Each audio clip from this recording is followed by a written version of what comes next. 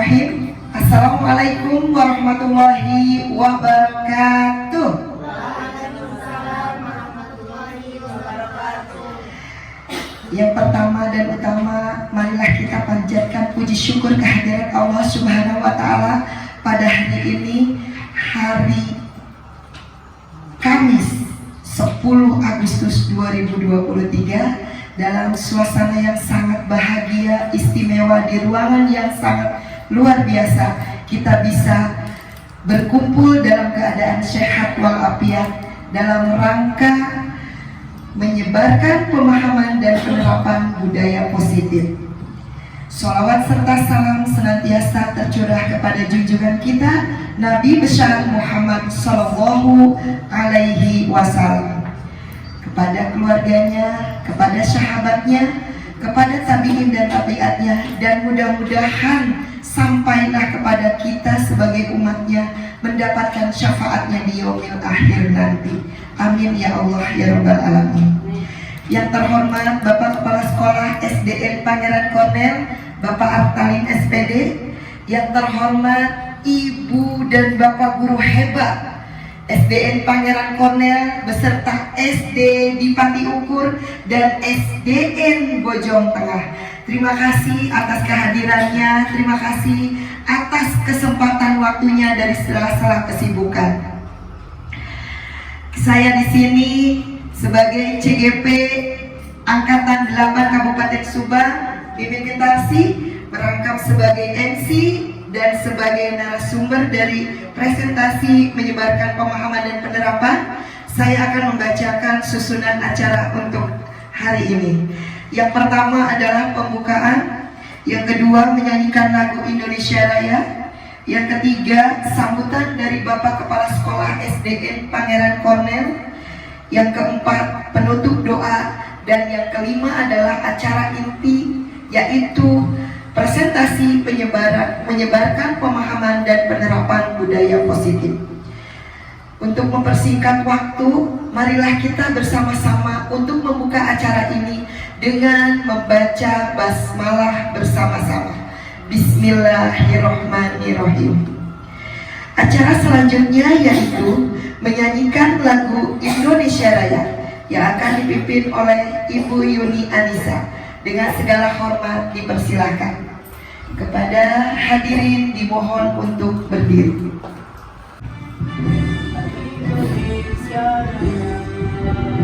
Indonesia tanah airku, tanah tumpah darahku. Di sanalah aku berdiri, cari mandirimu. Indonesia ku bangsaku, bangsa dan tanah airku. Marilah kita bersatu, Indonesia bersatu. Hiduplah tanahku, hiduplah negeriku, bangsaku, rakyatku semuanya. Bangunlah jiwanya, bangunlah badannya untuk Indonesia Raya. Indonesia Raya, merdeka, merdeka, tanahku, negeriku yang ku cinta. Indonesia Raya, merdeka, merdeka, hiduplah Indonesia Raya. Indonesia Raya, merdeka, merdeka, tanahku, negeriku yang ku cinta. Indonesia Raya, merdeka, merdeka, hiduplah Indonesia Raya. Hadirin dimohon duduk kembali. Acara selanjutnya yaitu sambutan dari Bapak Kepala Sekolah SDN Pangeran Kornel, Bapak Artalin SPD, dengan segala hormat.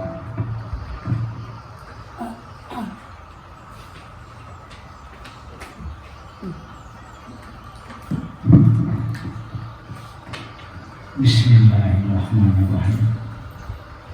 Assalamualaikum Waalaikumsalam warahmatullahi wabarakatuh. Alhamdulillahirabbil alamin wa bihi nasta'inu ala umuri dunya waddin wassalatu wassalamu ala asyrofil anbiya'i wal mursalin wa ala alihi wa sahbihi ajmain amma ba'du. Yang terhormat Bapak dan Ibu guru yang ada di SDN Pangeran Kornel, juga Ibu guru yang ada di SDN Bojong Tengah dan SDN di Patikur, serta tamu undangan yang berbahagia. Sebelumnya, marilah kita bersama-sama memanjatkan puji dan syukur kehadirat Allah Subhanahu wa Ta'ala, yang mana pada kesempatan hari ini adalah hari yang penuh kebahagiaan, khususnya bagi Ibu Mimin Mintaksi SPD sebagai calon guru penggerak yang identitasnya dan statusnya ada di SDN Pangeran Kornel. Mudah-mudahan kegiatan ini berjalan sesuai yang direncanakan oleh Ibu Haji Mimin Mintaksi SPD. Sebelumnya sholawat dan salamnya kita sampaikan kepada Nabi besar Muhammad SAW, pada keluarganya, para sahabatnya, dan kepada para pengikutnya. Bapak Ibu yang saya hormati, alhamdulillah kita hari ini tepat sekitar pukul 1:50 kita ada di ruangan SDN Pangeran Kornel. Tiada lain, ada kegiatan yang hari ini kita harus dilaksanakan kaitan dengan program guru penggerak, yang insya Allah program ini merupakan program berkelanjutan mulai dari angkatan 1 dan sekarang merupakan kegiatan di angkatan 8. Bulan kemarin kita pernah melakukan kegiatan serupa, melaksanakan presentase kegiatan di mana kegiatan tersebut merupakan kegiatan yang disponsori langsung oleh Ibu Haji Mimin Mintaksi SPD sebagai calon guru penggerak. Waktu itu kita pernah melaksanakan kegiatan seperti ini yang temanya waktu itu adalah merupakan tema yang kaitan dengan visi, misi, dan tujuan sekolah SDN Pangeran Kornel. Dan alhamdulillah pada hari ini juga Bu Haji Mimin Mintaksi ada kegiatan yang akan dipaparkan hari ini tentang bagaimana menyebarkan pemahaman dan penerapan budaya positif kepada SDN Pangeran Kornel khususnya dan SD-SD yang ada di Gugus 1 umumnya. Baiklah Ibu-ibu yang saya hormati, kaitan dengan menyebarkan pemahaman dan penerapan budaya positif di lingkungan yang ada di sekolah kita khususnya di SDN Pangeran Kornel, ataupun pelaksananya bisa dilaksanakan di kelas atau bisa saja pelaksananya di lingkungan masyarakat. Ini tentunya sebelum melaksanakan kegiatan pembelajaran atau kegiatan-kegiatan lain di lingkungan sekolah, kita harus memberikan masukan, saran, petunjuk dan sebagainya kepada, pertama, di lingkungan sekolah. Mungkin saya pribadi sebagai kepala sekolah menyampaikan kepada stakeholder yang ada di SDN Pangeran Kornel, khususnya kepada ibu dan bapak guru. Nah setelah itu di antaranya ada kegiatan yang pemaparannya di lingkungan kelas.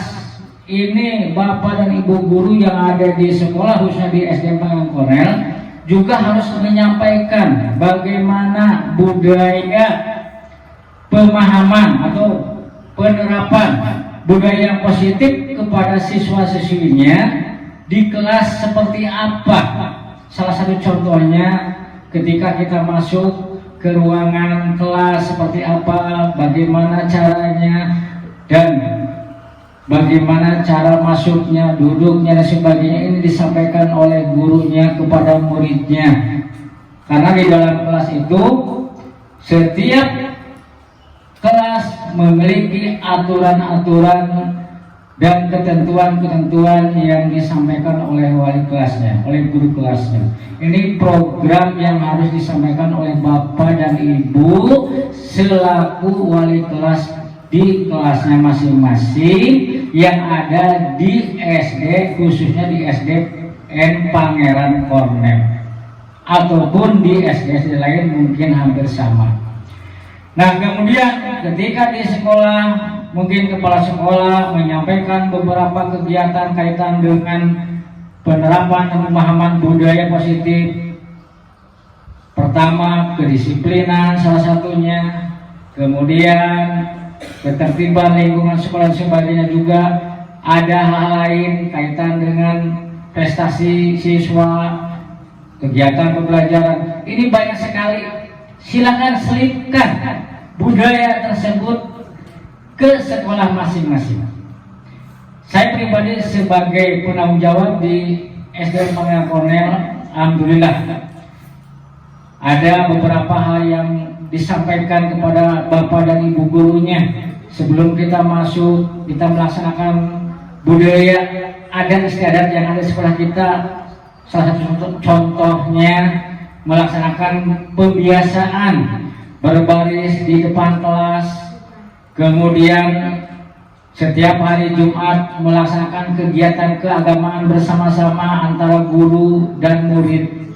Nah ini bisa diterapkan oleh SD-SD yang lain. Mudah-mudahan kepada Bapak, Ibu, khususnya Ibu Haji Mimin sebagai CGP mengajak kepada ibu dan bapak guru yang ada di sekolah ini, khususnya di SDN Pangeran Kornel dan umumnya di SD-SD lain, silahkan ikut bergabung untuk mendaftarkan diri menjadi calon guru penggerak nanti pada angkatan berikutnya. Setelah Ibu Haji Mimin berhasil dan lolos dan sukses, mungkin nanti diikuti oleh yang lain. Kita doakan bersama-sama oleh kita. Mudah-mudahan Ibu Haji Mimin Mitarsi SPD bisa melaksanakan kegiatan ini dengan sukses, tidak ada halangan sesuatu apapun, dan mudah-mudahan pada waktunya Bu Haji Mimin bisa menyampaikan ilmunya kepada rekan kita yang ada di SDN Pangeran Kornel khususnya dan umumnya yang ada di SD-SD wilayah di Gugus 1 Kecamatan Pusaka Jaya. Itulah yang bisa saya sampaikan. Mohon maaf apabila ada sesuatu hal yang kurang berkenan pada hati Bapak dan Ibu sekalian. Itulah sekiranya ilmu yang bermanfaat hari ini, silahkan Bapak Ibu bawa ke rumah, dan sekiranya yang tidak bermanfaat jangan dibawa ke rumah. Biarkanlah ilmu yang tidak bermanfaat buang jauh-jauh. Itu saja pesan dari saya, dan akhiri wabillahi taufiq wal hidayah. Wassalamualaikum warahmatullahi wabarakatuh.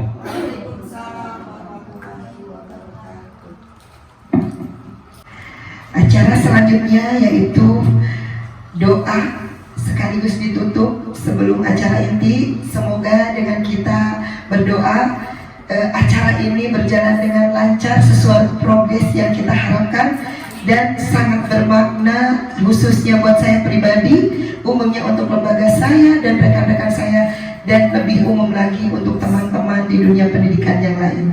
Untuk doa dengan segala hormat kepada Ibu Hajah Neneng Aryaningsih, dipersilakan.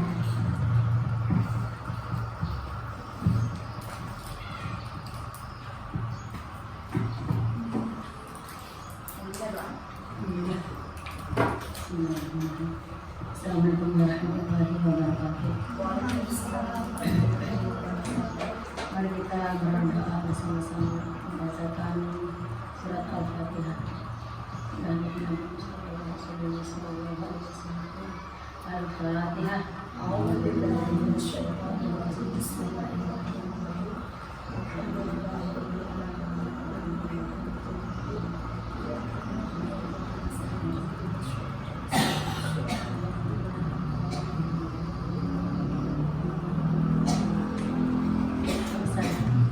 Assalamualaikum warahmatullahi wabarakatuh. Terima kasih kepada Ibu Haji Neneng Aryaningsih, dan mudah-mudahan kita mendapatkan berkah barokah dari Allah Subhanahu wa Ta'ala. Amin ya Allah ya Rabbal Alamin. Biar semangat, tepuk semangat ya. Jangan untuk anaknya saja, untuk siswanya saja. Kita juga sebagai pendidik harus semangat. Ingat ya, tepuk semangat. Bisa ya? Bisa dong. Tepuk semangat. Semangat. Semangat. Masya Allah. Sekarang itu ice breaking itu banyak sekali ya. Tangan di atas. Apa? Kalau tangan di atas apa ya Bu? Biasanya kita ke anak kita kalau tangan di atas itu untuk menggapai apa? Menggapai bintang. Tangan di samping burung yang terbang. Itu ketawa tuh si Ade. Tangan di depan ikan berenang. Duduk yang manis, siap berdoa. Siap ya? Tangan ke atas menggapai bintang. Tangan ke samping burungnya terbang. Tangan di depan ikan berenang. Duduk yang manis, siap berdoa. Aduh, luar biasa. Tepuk tangannya. Terima kasih Ibu dan Bapak yang sangat saya hormati, guru-guru hebat di SDN Pangeran Kornel, SDN Bojong Tengah, SDN di Pati Umur, SDN Segugus 1 Bojong Pusaka Jaya. Saya di sini, kita kenalan lagi, biar lebih dekat lagi. Saya Mimin Mintarsi, saya sedang melaksanakan salah satu tugas dari CGP, yaitu di aksi nyata modul 1.4 budaya positif.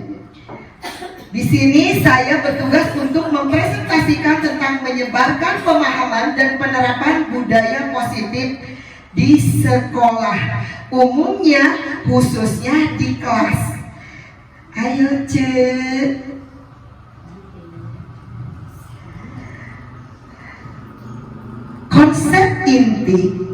Konsep inti dari budaya positif ini terdiri dari yang pertama yaitu perubahan paradigma belajar, yang kedua disiplin positif, yang ketiga nilai-nilai kebaikan, yang keempat kebutuhan dasar manusia, yang kelima motivasi perilaku manusia, yang keenam posisi kontrol, yang ketujuh yaitu keyakinan kelas, yang kedelapan segitiga restitusi. Apa sih dari konsep inti budaya positif dari 1, 2, 3 dari 8 poin ini?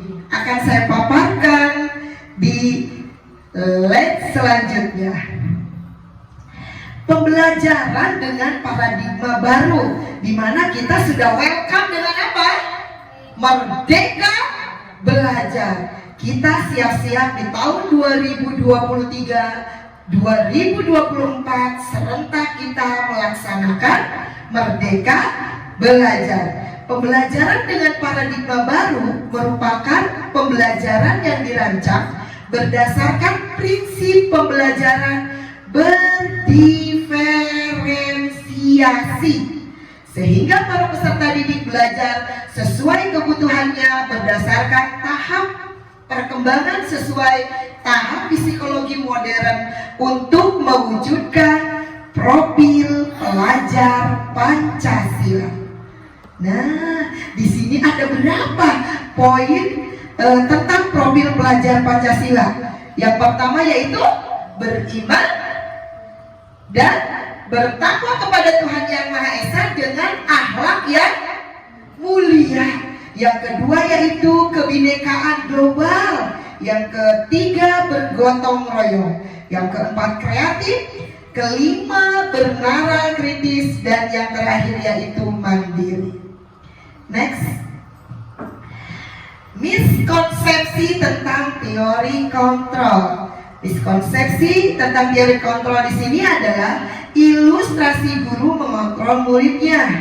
Nah, bisa tidak ya kita mengontrol murid kita? Di sini ada lagi ilustrasi kritik dan membuat rasa bersalah, mampu menguatkan karakter siswa. Yang ketiga yaitu ilustrasi bahwa orang dewasa berhak memaksa.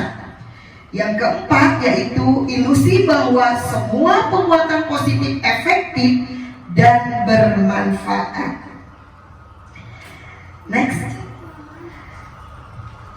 Mengubah paradigma stimulus respon ke pendekatan teori kontrol. Di mana stimulus responnya dan teori kontrolnya itu berhubungan. Yang pertama tentang realita, yaitu kebutuhan kita sama. Pada kenyataannya kebutuhan kita itu sama. Entah itu siswa atau guru, kepala sekolah atau masyarakat lainnya, kebutuhan kita itu sama. Tapi dalam teori kontrol, realitanya kita itu berbeda. Aku guru, kamu siswa. Bapak kepala sekolah, saya guru. Nah, di sini dalam stimulus respon semua orang melihat hal yang sama. Dalam teori kontrol, setiap orang memiliki gambaran yang berbeda.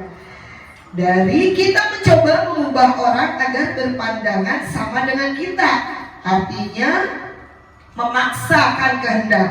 Kita berusaha memahami pandangan orang lain tentang dunia. Dalam stimulus respon, perilaku buruk dilihat sebagai suatu kesalahan. Dalam teori kontrol, semua perilaku memiliki tujuan. Dalam stimulus respon, orang lain bisa mengontrol saya. Dalam teori kontrol, hanya Anda yang bisa mengontrol diri Anda. Dalam stimulus respon, saya bisa mengontrol orang lain. Dalam teori kontrol, Anda tidak bisa mengontrol orang lain.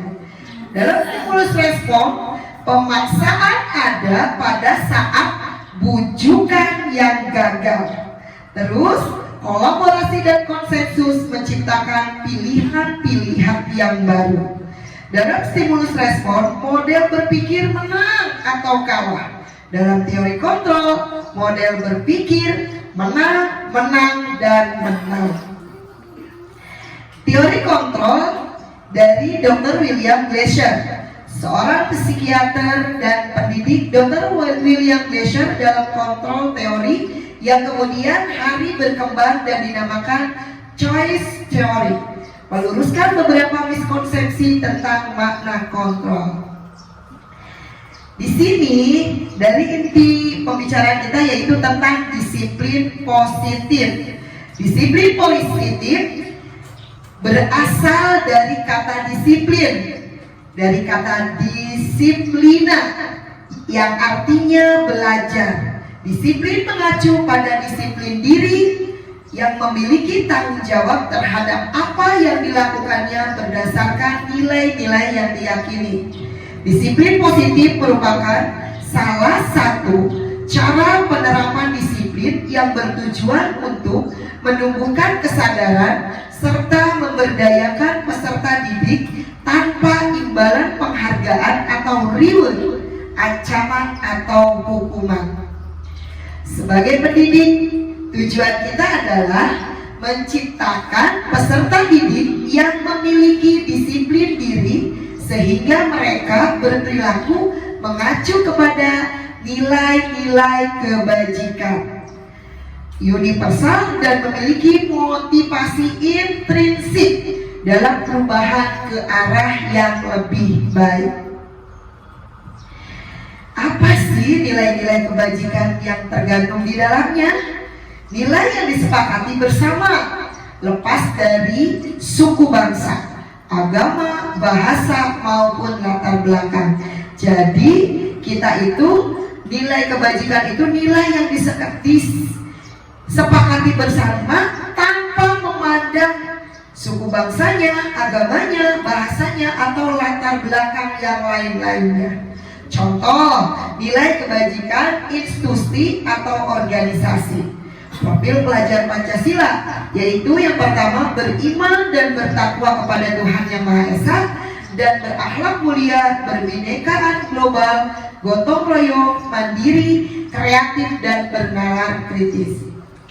Ibo Primary Years Program PIP, toleransi, rasa hormat, integritas, mandiri, menghargai, antusias, empati, keingintahuan, kreativitas, kerjasama, percaya diri, dan komitmen. Keterampilan hidup atau life skill, dapat dipercaya, lurus hati, pendengar yang aktif, tidak merendahkan orang lain, dan memberikan yang terbaik dari diri. Di sini, kebutuhan dasar manusia adalah segala sesuatu yang kita lakukan untuk mendapatkan apa yang kita inginkan. Seluruh tindakan yang kita lakukan memiliki tujuan tertentu, dan semua usaha terbaik yang kita lakukan adalah dalam rangka agar kebutuhan dasar kita terpenuhi. Apa biasanya kebutuhan dasar manusia yang sudah pelajari dalam IPS, yaitu primer dan sekunder. Di sini ada contoh 5 kebutuhan dasar manusia. Yang pertama yaitu bertahan hidup.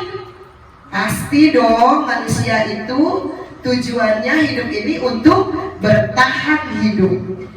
Bagaimana caranya untuk mempertahankan hidup? Otomatis harus makan, minum, tempat tinggal yang layak, hidup merasa aman, nyaman, dan kesehatan terjamin. Kasih sayang dan rasa diterima itu juga merupakan kebutuhan manusia, di mana kasih sayang dan rasa diterima itu rasa diterima, rasa dipedulikan, rasa berbagi, kerjasama, menjadi bagian dari kelompok. Artinya tidak dibeda-bedakan. Yang selanjutnya yaitu penguasaan, di mana penguasaan ini di dalamnya tentang harga diri, keinginan untuk dianggap, memimpin, berprestasi, aktif, dan didengar. Kebutuhan dasar manusia lainnya yaitu kebebasan, merdeka, independen, di mana manusia itu di dalamnya hidup mandiri, memiliki pilihan, tidak bisa dipaksakan kehendaknya, terus mencoba hal yang baru, mampu mengandalkan arah dirinya. Artinya dia yakin bahwa dirinya mampu atau sanggup. Kebutuhan dasar selanjutnya yaitu tentang kesenangan. Saya yakin kita di sini juga butuh happy, butuh kesenangan, yang merupakan salah satu dari kebutuhan dasar manusia, di mana di dalamnya kesenangan itu bisa diciptakan melalui bermain, melalui humor, antusiasme, tertawa, ngobrol, bercerita, bertamasya, pergi, berkeliling, dan yang lain-lainnya. Motivasi perilaku. perilaku manusia.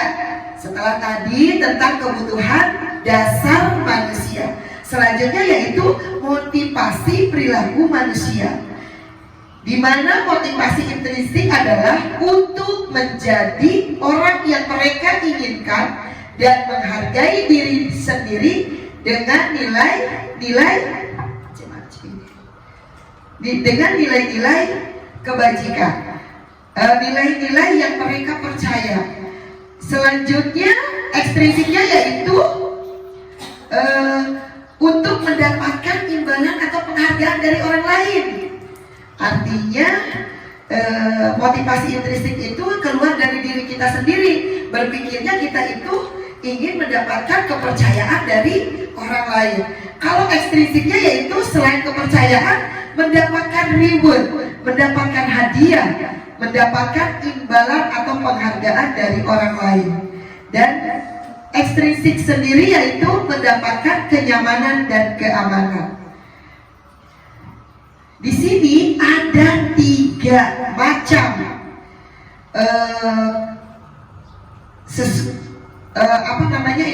tiga macam teguran atau sesuatu hal yang tidak sesuai dengan kita, di mana seseorang itu menjadikan diri kita kecewa atau melanggar sesuatu atau melakukan sesuatu hal yang menyimpang atau kesalahan. Di sini ada 3 kelompok, di mana kita sebagai pendidik atau sebagai orang tua memberikan poin yang pertama. Nah, kebanyakannya kita itu di sekolah memberikannya poin yang mana? Tentang kepada peserta didik kita di saat mereka melakukan kesalahan. Yang pertama yaitu hukuman, di mana hukuman itu biasanya tidak terencana atau tiba-tiba. Yang kedua yaitu murid tidak tahu apa yang akan terjadi atau tidak dilibatkan. Yang ketiga yaitu bersifat satu arah. Yang keempat berupa hukuman fisik atau psikis. Semacam tadi saya di kelas 6 ada kejadian di mana kita tidak pernah merencanakan kejadian seperti itu, di mana anak sedang bermain bola spontan, tadinya bermain bersama-sama ceria, dengan titik klimaks tertentu, dengan emosi tidak stabil mereka malah berkelahi. Nah, yang kedua yaitu tentang konsekuensi, di mana yang pertama terencana atau disepakati sesuai aturan. Yang kedua, murid dibuat tidak nyaman. Yang ketiga, sikap guru selalu memonitor murid. Biasanya kalau konsekuensi itu tentang kesepakatan yang kita buat, di mana murid itu melanggar kesepakatan yang kita buat bersama-sama akan mendapatkan konsekuensinya. Yang ketiga yaitu restitusi, di mana proses menciptakan kondisi bagi murid untuk memperbaiki kesalahan. Yang kedua yaitu proses kolaboratif yang mengajarkan murid untuk mencari solusinya sendiri.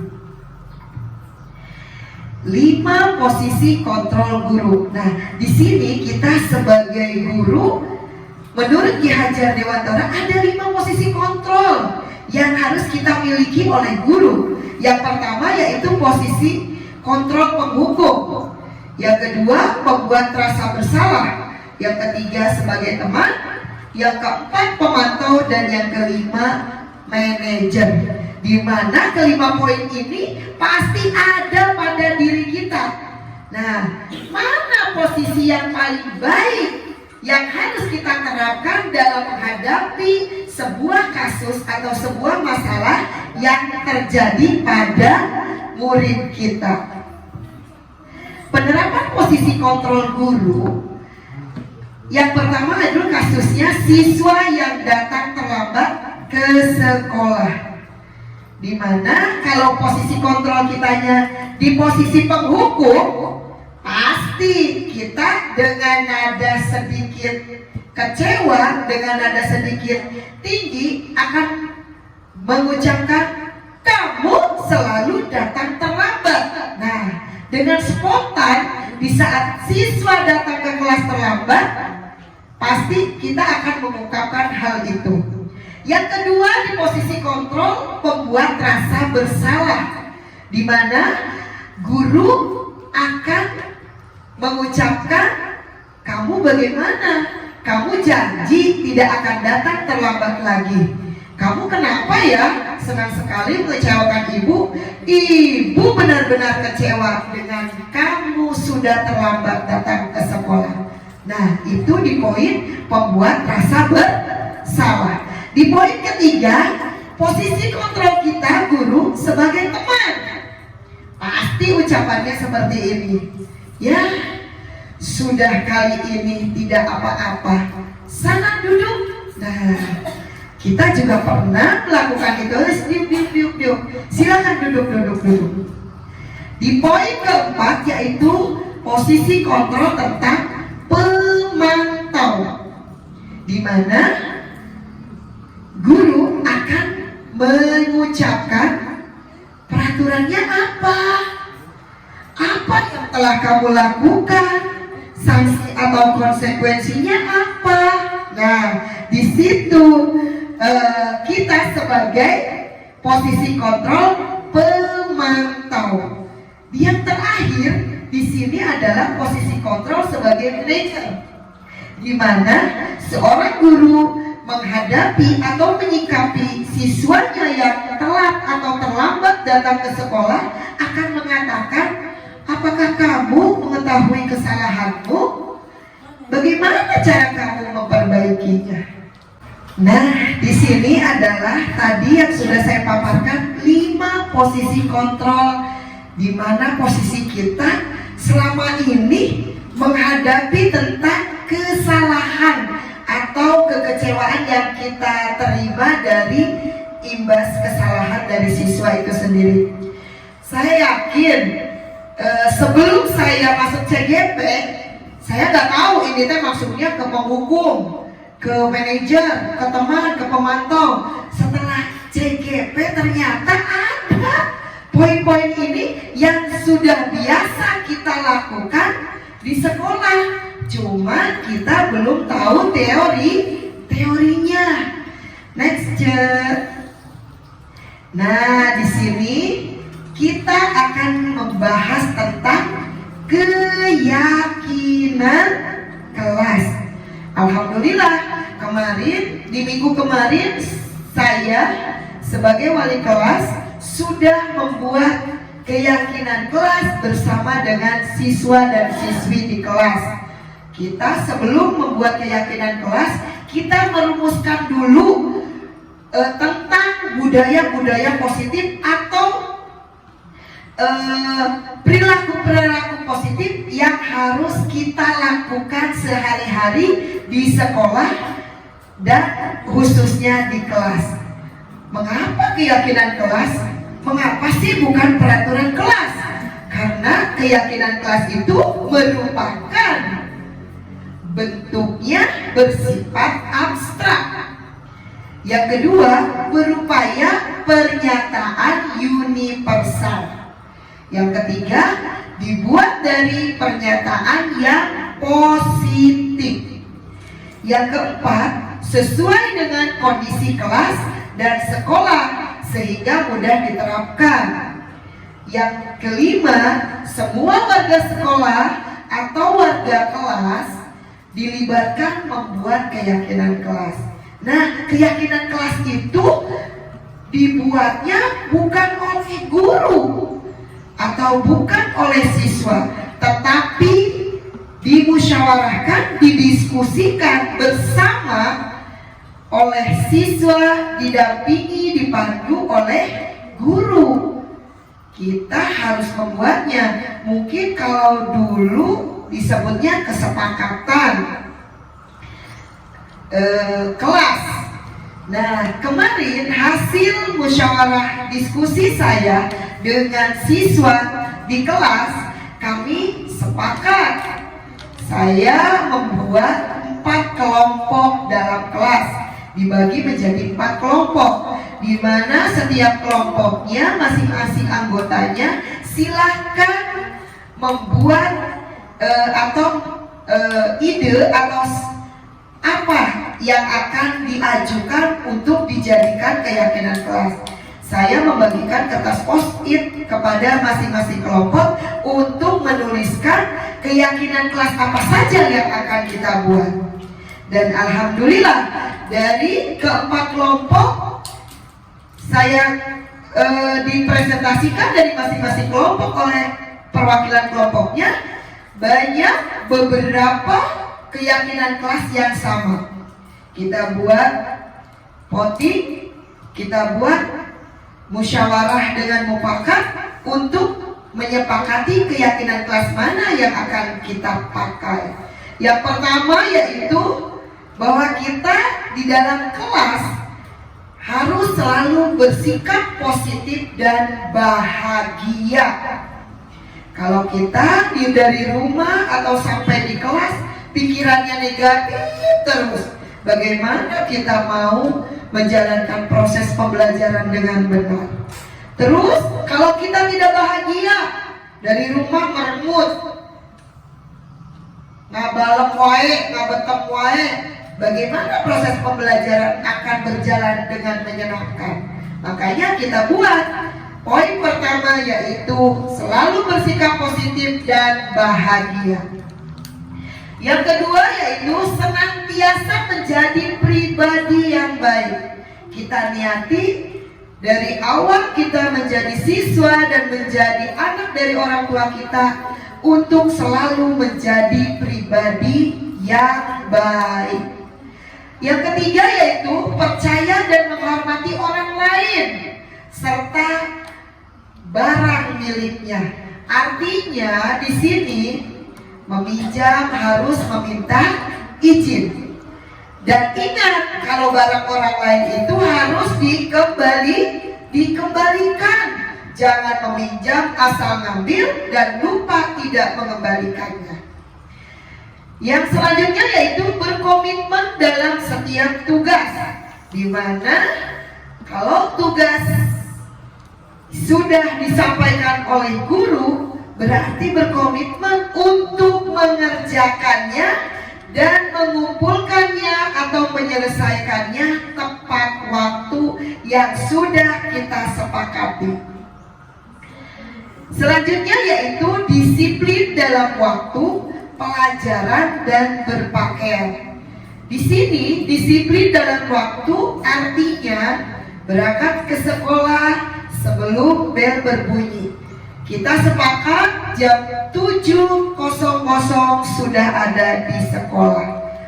Terus di sini pelajaran, disiplin dalam pelajaran, di mana di saat guru menerangkan, siswa mendengarkan. Di saat orang lain mengungkapkan pendapat atau sedang berbicara, yang lainnya mendengarkan atau diam. Di sini adalah disiplin dalam berpakaian, di mana disiplin dalam berpakaian sesuai jadwal yang sudah ada di tata tertib sekolah, sudah ada di aturan sekolah. Hari Senin, Selasa pakaiannya apa, Rabu, Kamis pakaiannya apa, Jumat dan Sabtu juga pakaiannya apa. Selanjutnya yaitu menjaga kebersihan kelas dan lingkungan. Jangan hanya kelasnya saja bersih, tetapi lingkungan sekolahnya diabaikan. Makanya kita menyepakati untuk menjaga kebersihan kelas dan lingkungan sekolah. Yang selanjutnya yaitu berbahasa yang baik dan sopan.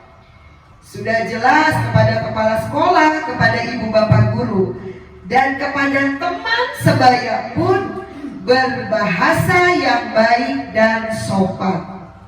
Yang terakhir yaitu menjalankan keyakinan kelas dengan penuh kesadaran dan tanggung jawab. Alhamdulillah kita di kelas sudah membuat keyakinan kelas, dan mudah-mudahan keyakinan kelas ini bisa berjalan sesuai progres, bisa ditaati, bisa dilaksanakan seperti tadi sesuai dengan kesadaran dan penuh tanggung jawab.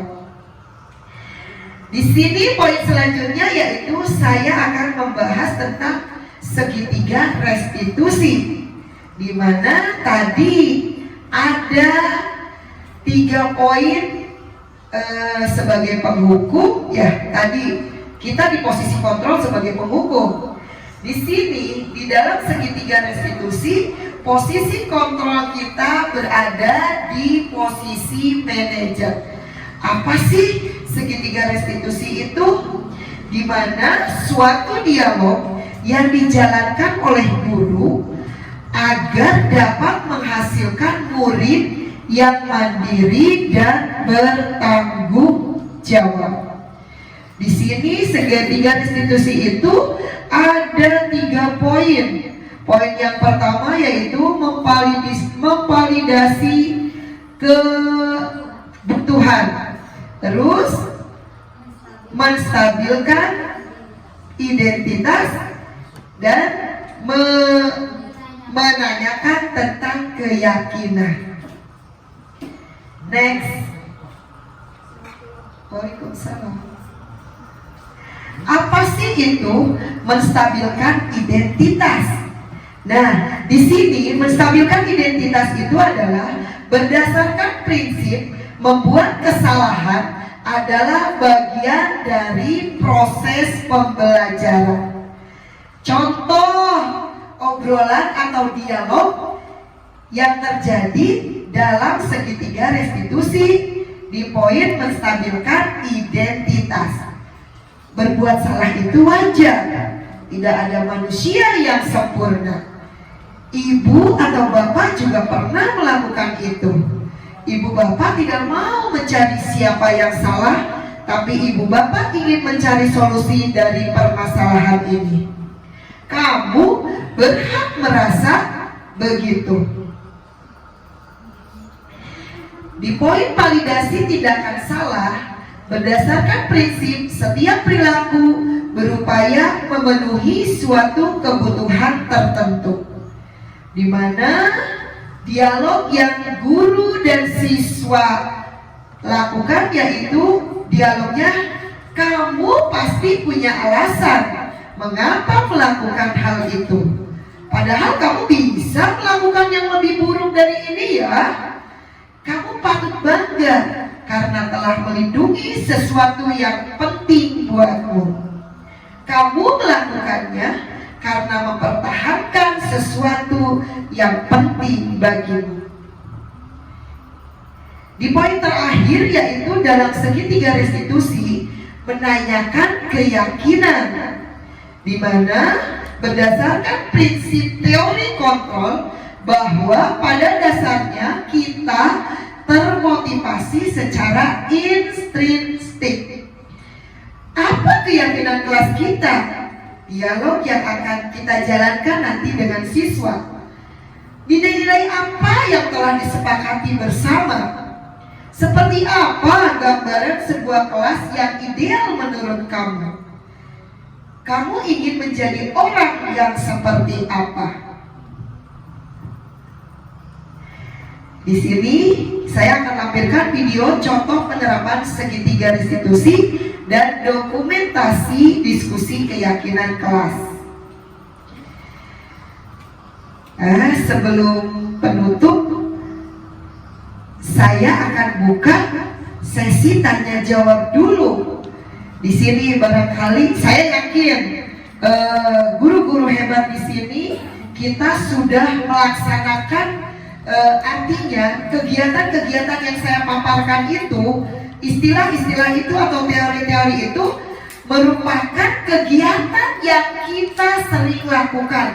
Cuman kita tidak hafal, oh ini teh masuknya ke kontrol penghukum, oh iya ini teh masuknya ke kontrol manajer, ke kontrol teman. Silakan. Baiklah, saya ucapkan terima kasih kepada Ibu Haji Mimin Mutasi SPD yang sudah memaparkan dan sekaligus menyampaikan materi dari awal sampai akhir kaitan dengan tadi tentang budaya pemaparan budaya yang positif baik di sekolah ataupun di dalam kelas. Nah, tadi ada beberapa hal yang saya sikapi atau saya perlu dipertanyakan atau kita musyawarahkan bagaimana salah satu dari kegiatan kita tersebut terjadi di kelas. Salah satunya tadi sudah disampaikan oleh Ibu Haji Mimin Mutasi, diantaranya ada perkelahian di luar kelas, juga ada perkelahian di dalam kelas, atau mungkin saja ada terjadi sesuatu di dalam kelas. Nah, apabila ada sesuatu hal di antaranya ini salah satunya ada salah satu anak punya kelainan baik fisik ataupun mental, mungkin di antara sekolah kita atau baik di kelas tersebut itu ada anak tersebut. Nah, apabila ada anak tersebut mengalami kelainan, nah mungkin sebagai guru kelas ini akan menindak atau melaksanakan kegiatan tersebut, diantaranya agar anak ini seperti menjadi anak yang sukses, anak yang mampu, anak yang berhasil ke depannya. Nah, ini sebetulnya ada masalah. Nah, bagaimana seandainya ada kejadian ada anak tersebut di suatu kelas, ini merupakan masalah. Masalah ini mungkin harus dipecahkan sebagai guru kelas. Nah, kaitan dengan budaya tadi, kita harus menegur anak secara halus, harus menyampaikan materi secara baik, dan apabila anak tersebut tetap saja tidak bisa mengikuti arahan dari gurunya, ini mungkin menjadi suatu persoalan di kelas. Nah, bagaimana caranya masalah ini supaya bisa diselesaikan sebagai guru kelas? Itu permasalahan yang muncul apabila ada kejadian di kelas seperti itu. Mudah-mudahan Bapak atau Ibu sebagai ibu kelas mungkin ada masukan. Nah, bagaimana solusinya? Kepada Ibu Haji Mimin Mutasi sebagai calon guru penggerak, di antaranya hal tersebut apa pernah mengalami di kelas atau bagaimana? Itu saja. Terima kasih. Wabillahi taufiq wal hidayah. Wassalamualaikum warahmatullahi wabarakatuh. Waalaikumsalam warahmatullahi wabarakatuh. Ternyata pertanyaan yang sangat dahsyat, luar biasa. Ternyata pertanyaan ini merupakan studi kasus ya Pak. Kasus yang mungkin, pasti, bukan mungkin, sudah dialami, sudah ada, hampir semua guru pasti menghadapinya. Nah, dan mudah-mudahan seharusnya harapan kita ke depannya tidak akan menemui kasus itu. Tapi ya kita kan tidak tahu.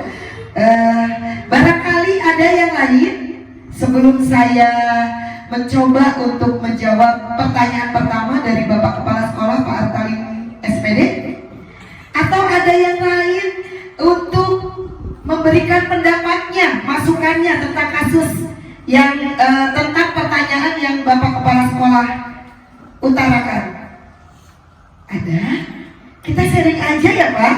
Kita sharing di sini sebagai kita kolaborasi, sharing antara kepala sekolah, guru, dan teman-teman rekan sejawat. Bagaimana sih menyikapi kita dengan persoalan atau sebuah masalah di mana masalah itu jelas kita tahu dan masalah itu di saat kita tidak tahu, gitu ya Pak. Yang pertama. Yang kedua, masalah di mana ada salah satu siswa kita mempunyai kelainan, Mungkin kelainan itu sebuah kekurangan yang ada pada dirinya, di mana kelainan dan kekurangan itu bisa berupa fisik dan berupa mental. Mungkin kalau mental, fisik berarti kan dari fisiknya ya Pak. Alhamdulillah Pak, saya pernah punya dan sekarang anaknya sudah almarhum. Dulu saya pernah punya Pak. Saya mengajar beliau dari kelas 3, kelas 5 dan kelas 6, bernama Robi Pak. Dia mempunyai kelainan atau kekurangan fisik, tidak bisa berjalan. Nah, itu untuk fisik. Mungkin cuma itu. Kalau untuk mental bukan mungkin lagi Pak, luar biasa, sangat banyak ya. Kalau urusan mental, dengan mental emosional anak yang sangat luar biasa. Seperti tadi Pak, saya juga mengalami hari ini. Mental anak, emosional anak yang tadinya bermain sepak bola, bergembira dia, bersama-sama, kompak. Kenapa sih di titik klimaks tertentu malah baku hantam, malah jengkel? Saya juga sempat kaget Pak dengan kejadian itu gitu. Tapi alhamdulillah saya bisa mengontrol emosional saya dan saya mengkondisikan siswa ke dalam kelas, dan kami memanggil dari beberapa siswa, seluruh siswa yang melakukan atau ikut bermain bola. Saya mungkin akan membahas kasus saya dulu ya Pak, yang tadi. Nah, setelah saya berusaha di posisi control manager Pak, karena yang paling baik ternyata kita guru itu di posisi manajer. Kadang kita tidak bisa, posisi manajer itu posisi yang terbaik di mana di poin kelima. Kadang kebanyakan secara spontan Pak, kita itu di posisi penghukum karena kita tidak bisa mengontrol emosi kita. Nah di sini, setelah modul ini pun saya akan belajar modul tentang emosional, pembelajaran emosional. Setelah saya panggil anak-anak, saya tanya satu persatu dengan baik-baik dengan pertanyaan yang cek Sunda mah malapah gedang mereka, bahasa Sunda mah, di mana anak sendiri jangan sampai dibuat takut. Lamun budak sieun nya moal ngungkapkeun, moal nyaritakeun, moal menceritakan secara runtut. Dan alhamdulillah Pak, mereka saya bariskan. Saya tanya dengan baik-baik, kenapa sih awalnya bergembira kok bisa berakhir ke titik klimaks di mana mereka malah baku hantam? Ya karena panas Bu, jadi semakin menyengat. Oh, ternyata dia menjawab seperti itu. Terus keduanya awalnya dibang heureuy Pak, sikut heureuy. Tapi di mana dalam suatu perlombaan pasti akan yang ada di mindset dia adalah menang dan kalah. Jadi imbas itu yang menuntun anak tadinya bergembira hanya main-main, punya ego ingin menang, aing bung eleh ya, aing kudu menang. Nah, faktor itu salah satunya, itu ceritaan mereka. Saya menampung semua ceritaan dari 10 siswa saya. Nah, dari 10 siswa itu saya minta, ada yang minta jujur, siapa yang bisa menceritakan kronologis dari awal sampai akhir. Saya juga menstabilkan anak, dimana terus setelah ada yang bercerita itu, saya menanyakan kepada mereka juga. Baru kemarin kita membuat keyakinan kelas, dimana salah satunya yaitu tadi saling menghormati, saling menghargai, saling membantu. Nah, dengan saya mengungkapkan itu dan anak mengingat keyakinan kelas mana ya Bu? Oh, nya nu eta. Alhamdulillah, mereka mengingat tentang keyakinan kelas itu, bahwa mengingatkan kembali mereka untuk urang teh dulur, kita itu saudara, jangan sampai kita bertengkar, jangan sampai to be continue, bersambung. Setelah saya menanyakan itu, Dan saya juga menanyakan, rek dibawa ke mana? Ieu tim lamun maneh mainna oge baku hantam. Kumaha arek main jeung batur jeung dulur sorangan oge pasea. Nah, di situ kita menyisipkan beberapa kalimat untuk menyentuh anak, di mana bukannya kemenangan yang akan kita dapat, malah kehancuran. Dan alhamdulillah Pak, kasus tadi sudah baik dan anak-anak berbaur dengan kembali dengan teman-temannya, saling memaafkan. Dan saya juga mengingatkan kembali bahwa anak, kalau kita ingin lebih baik, harus merubah perilaku, harus merubah sikap dari sekarang. Kalau masih main seperti itu saja, bagaimana kebaikannya akan timbul? Itu untuk kasus yang pertama Pak. Kasus, kembali lagi kasus ke yang tadi, kekurangan anak di dalam kelas.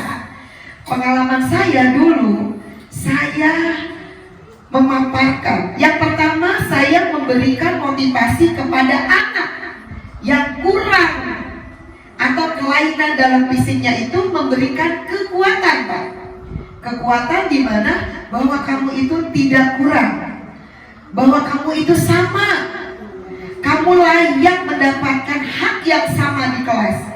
Kamu mempunyai hak mendapatkan perhatian dari saya secara pribadi sebagai guru, dan teman-teman pun memperlakukan hal yang sama layaknya dengan teman-teman yang normal. Dan alhamdulillah Pak, anak saya yang dulu si Robi itu, dia percaya diri terus gitu. Jadi dengan rasa manehna teh bisa jalan, bahkan sok poho, pede, bahkan sok poho Pak. Lamun aya balak lompatnya sok hayang ngacung, miluan gitu. Jadi kan saking dia tidak merasa kekurangan, ngan manehna teh ngarasa bisa lompat teh gitu. Alhamdulillah, teman-temannya pun, karena kita setiap hari Pak, jangan sampai kita tidak mengingatkan atau memotivasi atau memberikan kekuatan kepada anak-anak kita dengan jeda seminggu sekali, sebulan sekali. Jangan, setiap hari, setiap waktu kita berkumpul, berkolaborasi dengan siswa kita sering langsung masukkan motivasi, langsung kita memberikan penguatan kepada mereka, menyisipkan budaya-budaya positif selalu kepada mereka. Walaupun keyakinan kelas ngajengklek kaya, belum tentu anak bisa membacanya. Kalau kita mengucapkannya lagi, memaparkannya lagi, insya Allah mereka akan selalu mengingatnya. Nah, selain itu, kalau dari fisik, kalau dari mental Pak, mental berarti saya harus di posisi kontrol teman. Biasanya kalau siswa yang baper-baper Pak, siswa perempuan banyak bapernya, banyak cari perhatiannya, hayang jadi batur, hayang jadi sahabat, sok curhat-curhat. Nah, di sini kita mainkan posisi kontrol kita sebagai teman. Kalau kita tidak dekat dengan siswa, bagaimana pembelajaran kita akan berjalan dengan nyaman, aman, menyenangkan? Saya punya prinsip, saya harus dikangenin oleh siswa saya. Walaupun dalam keadaan tertentu siswa pasti akan berucap, mun guruna tidak hadir pasti hore Pak, hore ibu teu mangka, belajar. Tapi saya menginginkan di hatinya, saya yakin mereka pun tetap merindukan. Harus jadi guru yang memesona, di mana guru itu dirindukan oleh siswanya atau muridnya. Mungkin dari saya itu Pak, untuk masalah akademis Pak, kalau akademis saya akan mengelompokkan, artinya bukan mengelompokkan anak membeda-bedakan Pak, akan memberikan perhatian tambahan, di mana siswa yang kekurangan dalam akademik berarti diberikan tambahan waktu di luar jam sekolah, adanya pembiasaan di saat pulang sekolah Pak. Yang lain yang sudah menguasai pulang, yang belum kita kasih tambahan pembelajaran. Mungkin dari saya cukup sekian. Kesempurnaan milik Allah Pak Subhanahu wa Ta'ala, kekurangan milik saya pribadi. Terima kasih. Mungkin dari teman-teman guru-guru hebat ada masukannya? Ayo dong, saya yakin Ibu Haji Nenek. Iya, iya nggak apa-apa. Ibu ada di pribadi ya, di kelas. Iya. Bagaimana cara mensiasati anak yang diantar terus oleh orang tuanya? Udah diberi amanat, udah diberi tahu, tapi nggak mau, dia nangis. Malah kemarin juga, kamu besok jangan diantar sekolahnya, tadi nggak sekolah. Gimana solusinya? Ya, makasih. Luar biasa. Sebagai pendidik itu bukan hal, memang kita cinta ya dengan profesi kita guru. Ternyata Pak, profesi guru itu yang kita cintai banyak pelanginya. Luar biasa. Kasus lagi ini mah yang sedang kita alami ya Bu Haji. Di mana siswa di kelas berapa Bu Haji? Siswa di kelas 4 dari kelas 1, 2, 3 dan sekarang anaknya berada di posisi kelas 4. Orang tuanya masuk. Anak masih bukan diantar berarti Pak. Kalau diantar itu antarkan balik deh nanti jemput. Ini mah didampingi terus dari awal pembelajaran sampai akhir pembelajaran. Tapi kalau di rumah itu biasa main sendiri. Nah, ternyata kasusnya perilaku anak itu terjadinya di sekolah, bukan di rumah. Berarti anak itu normal hidupnya di saat dia di rumah, tetapi di sekolah sudah tidak normal Pak. Kenapa saya bicara tidak normal? Bukan tidak normal secara fisik atau mentalnya, artinya berbeda dengan siswa yang lain. Bagaimana ini ya teman? Butuh pendekatan yang lebih dekat kali ya Pak. Silakan mungkin Bapak Kepala Sekolah untuk menyampaikan masukannya. Terima kasih. Tadi ada yang disampaikan oleh Ibu Haji Neneng kaitan dengan permasalahan ada siswa kelas 4 yang masih diantar oleh orang tuanya bahkan masuk ke ruangan kelas. Nih, tadi sudah disinggung oleh Bu Haji Mimin. Alhamdulillah gambarannya sudah jelas, tapi ada yang perlu saya tambahkan sedikit. Ketika ada salah seorang orang tua murid mengantar siswanya ke kelas, kita jangan dipermasalahkan. Ini merupakan sesuatu yang bagus. Kenapa? Karena bisa saja ketika orang tua datang ke kelas itu menjadi teman baik anaknya, menjadi guru pendampingnya. Ketika kita sedang mengajar di kelas, ada orang tua yang duduk di samping anaknya, biarkan dia untuk membantu anaknya agar anaknya ada motivasi supaya anak tersebut bisa belajar dengan baik.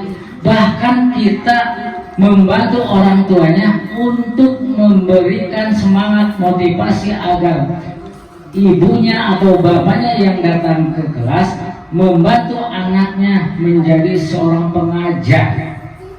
Tidak apa-apa, itu bagus. Jangan dihiraukan. Kita bantu mereka. Kenapa? Karena ini merupakan motivasi kepada anaknya. Ketika anak nanti sudah dewasa, tidak akan seperti itu, pasti akan berpikir. Nah, pada dirinya, kalau saya setiap hari diantar, mungkin perasaan ketika sudah agak dewasa lain perasaannya. Nah, karena anak masih kecil, masih usia SD, itu mengalami perkembangan, ya butuh proses. Kita jangan merasa di kelas jangan merasa canggung, bahkan kita harus memberi motivasi kepada orang tua tersebut supaya bisa membantu anaknya, karena yang namanya pembelajaran bisa saja keberhasilan itu tidak hanya ditentukan oleh ibu guru dan bapak guru saja di kelas, tapi bisa juga sebagai teman sharingnya ibu bapaknya di kelas.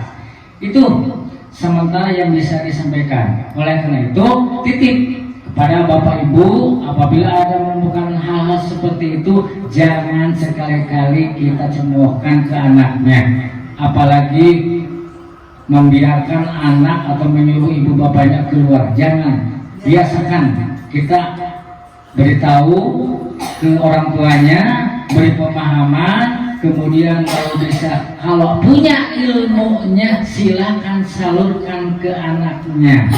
Nah, asalkan kita jangan memberitahu apabila ada sesuatu hal yang sekiranya tidak bisa dipahami oleh anak, mungkin bisa sharing pendapat dan gurunya mengontrol, membimbing, mengarahkan kepada ibunya agar ibunya bisa mendampingi anaknya dengan baik. Itu saja yang bisa saya sampaikan.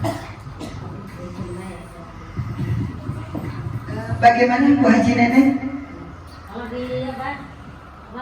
Kalau di kelas itu tetap nggak mau dengan teman, dengan ibunya aja.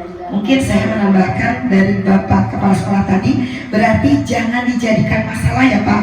Berarti kita tetap fokus proses pembelajaran kita. Malah tadi Bu Haji ngomongnya sekali saja langsung parah gitu, artinya fatal, bukan parah ya, fatal, malah tidak sekolah. Sudahlah, mungkin qadarullahnya kita harus memberikan apresiasi kepada orang tuanya ya Pak, yang sudah dengan sabarnya dia. Seandainya terjadi kepada kita ya Allah, belum tentu kita sesabar dia yang mau mendampingi anaknya sampai kelas 4. Berarti kita itu cuma bisa berdoa dulu ya Pak, berdoa kepada Allah, mudah-mudahan dibukakan. Namanya siapa ya Ibu? Mudah-mudahan Pak Is sedang berproses ya Pak. Pak Is mudah-mudahan ke depannya sedikit demi sedikit ada perubahan, dan berarti kita tetap memberikan pendekatan. Tapi artinya begini ya Pak, pendekatan yang kita pakai, yang kita terapkan, ada efeknya enggak nih? Kalau efeknya fatal, sudahlah, abaikan saja. Yang penting kita menyampaikan dan tidak membedakan.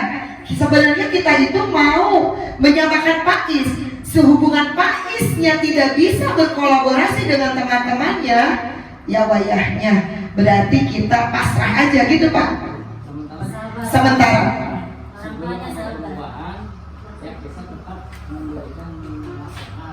iya, dorongan, motivasi, masukan, nasihat setiap waktu tetap harus. Artinya berarti Bu Haji Neneng sebagai wali kelas 4 tetap komunikasi terus dengan orang tuanya. Sementara dengan Pak Is susah untuk komunikasi. Ya sudahlah, berarti orang tuanya saja.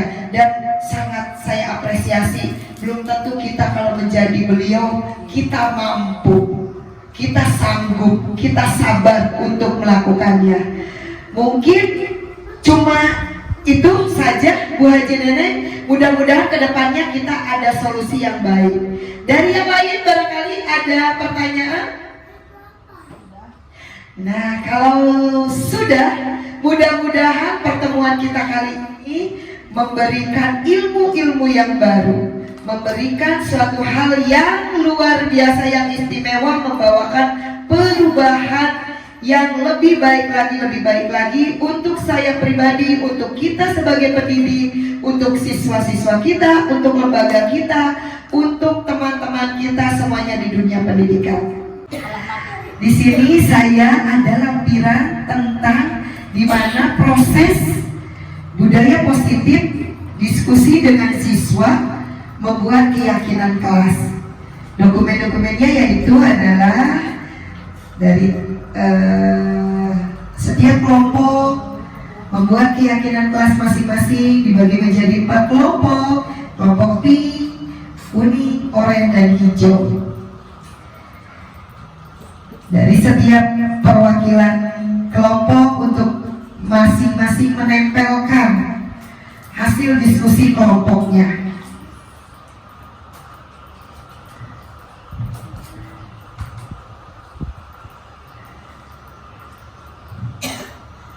Setelah mereka menempelkan, dari perwakilan masing-masing kelompok untuk membacakan hasil diskusinya dari kelompok masing-masing. Kelompok pink, kelompok kuning,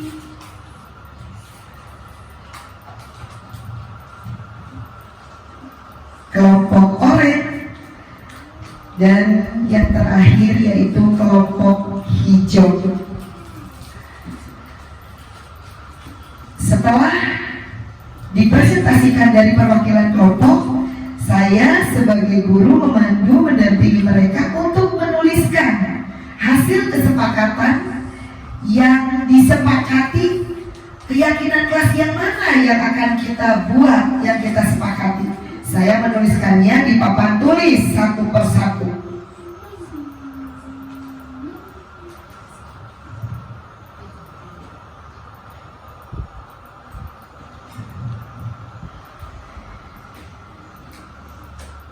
Terus saya membacakan kembali hasil kesepakatan keyakinan kelas yang kita buat bersama.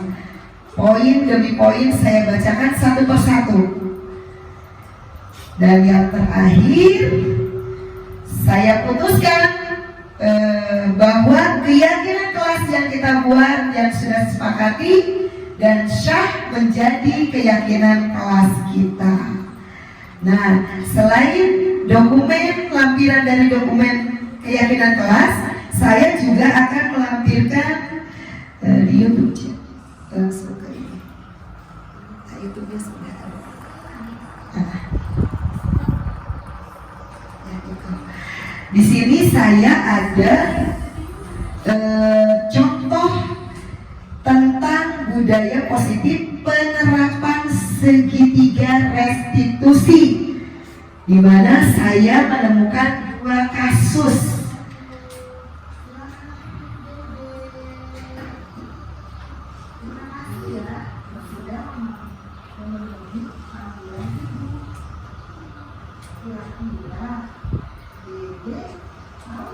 Nah, di sini saya di posisi menstabilkan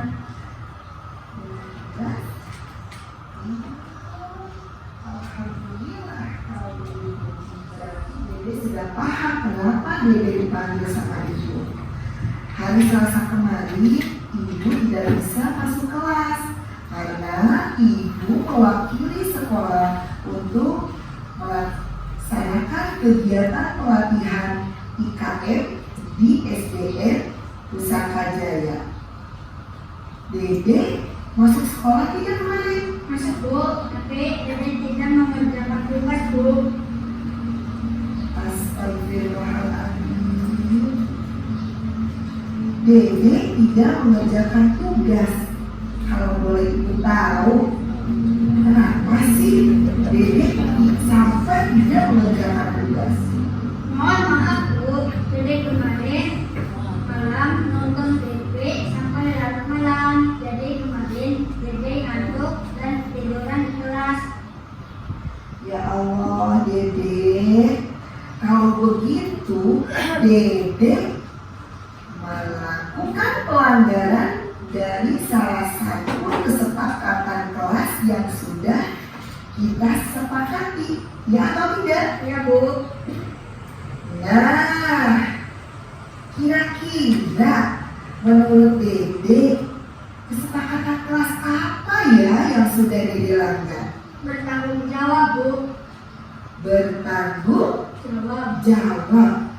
Nah, Dede, supaya Dede menjadi peserta didik yang baik, yang bertanggung jawab, Dede harus apa? Dede harus minta maaf karena tidak melaksanakan tugas yang ibu kasih, dan Dede akan tidur lebih awal supaya tidak ketiduran dan melaksanakan tugas di kelas. Yes, subhanallah. Nah, seperti itu Dede. Menjadi pribadi yang lebih baik lagi, menjadi pribadi yang bertanggung jawab, itu dimulai dari merubah diri kita agar diri kita tidak mengulangi pelanggaran-pelanggaran yang sudah. Ibu doakan Dede ke depannya menjadi peserta didik yang lebih bertanggung jawab, yang lebih baik lagi. Nah, kita bersama-sama untuk melaksanakan kesepakatan kelas yang sudah kita sepakati. Siap? Ya, Alhamdulillah. Kalau begitu, silahkan Dede bergabung lagi di kelas bersama teman-teman. Terima kasih ya sudah memenuhi panggilan dari Ibu. Assalamualaikum. Waalaikumsalam warahmatullahi wabarakatuh. Assalamualaikum Bu. Waalaikumsalam warahmatullahi wabarakatuh. Silakan duduk Cinta. Terima kasih ya sudah memenuhi panggilan Ibu. Kira-kira Cinta mau tidak kalau Ibu memanggil hari ini? Mungkin kembali tidak mengikuti ekstur permintaan. Astagfirullahaladzim. Jadi benar Cinta waktu hari Jumat kemarin tidak ikut kegiatan ekskul pramuka. Kenapa? Ya Bu, maaf kemarin saya belum pulang karena dikasih oleh ke Bekasi. Wow, ke Bekasi. Di mana itu Bekasi? Kayaknya Bekasi itu kalau tidak salah kota yang sangat ramai. Kalau ke Bekasi, nanti lagi ajak-ajak Ibu dong. Ibu juga mau ke Bekasi. Berarti Cinta melanggar salah satu kesepakatan kelas kita. Ya Bu, saya melanggar. Apa kesepakatan kelas kita yang Cinta langgar? Tidak mengikuti kegiatan sekolah Bu. Nah, supaya Cinta bisa menjadi seseorang yang lebih baik lagi, menjadi seseorang yang tidak melanggar kesepakatan kelas, apa yang harus Cinta lakukan? Saya minta izin ke pembina pramuka, lalu saya mengikuti kegiatan pramuka, lalu minta izin ikut ayah ke Bekasi. Nah, seperti itu ya. Nanti ke depannya, kalau memang Cinta ada acara dengan keluarga, Ibu mohon izin dulu ke siapa? Ke pembina pramuka, dan izin dulu untuk melaksanakan kegiatan ekskul pramuka. Untuk menjadi pribadi yang lebih baik lagi, untuk menjadi seseorang yang selalu saat melaksanakan kesepakatan kelas, kita harus merubah diri kita.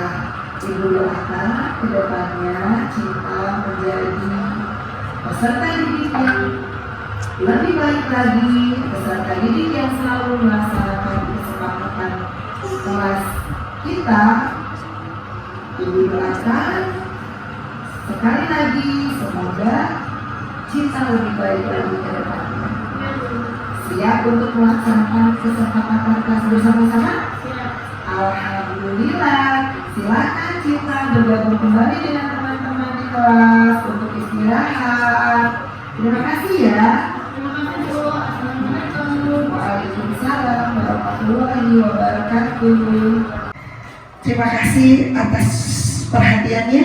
Mungkin kita sudah ada di penghujung acara.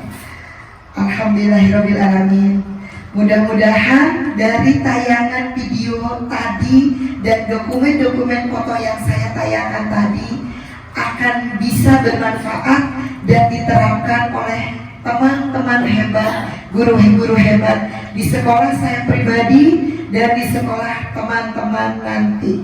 Nah, di sini saya akan sebagai penutup, yaitu dalam penerapan program disiplin positif, hendaknya guru memiliki standar kepribadian profesional dan sosial yang baik, di mana guru mampu merefleksikan dirinya dalam posisi kontrol saat ini, bagaimana perjalanan dirinya sebagai among, di mana sebagai among itu adalah sebagai manajer yang menuntun murid-muridnya menjadi insan yang mandiri, merdeka, dan bertanggung jawab standar pendidikan nasional.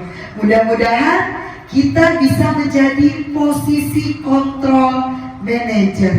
Mudah-mudahan kita bisa menerapkan dan melaksanakan keyakinan kelas, keyakinan sekolah sesuai dengan progres dan tujuan dari proses pendidikan kita. Terima kasih, mohon maaf atas segala kekurangan dan kesalahan adalah milik saya pribadi, kesempurnaan adalah milik Allah Subhanahu wa Ta'ala. Mudah-mudahan acara ini memberikan angin segar, ilmu yang sangat berguna, keberkahan, kebarokahan, kemajuan untuk dunia pendidikan. Wabillahi taufiq wal hidayah. Wassalamualaikum warahmatullahi wabarakatuh.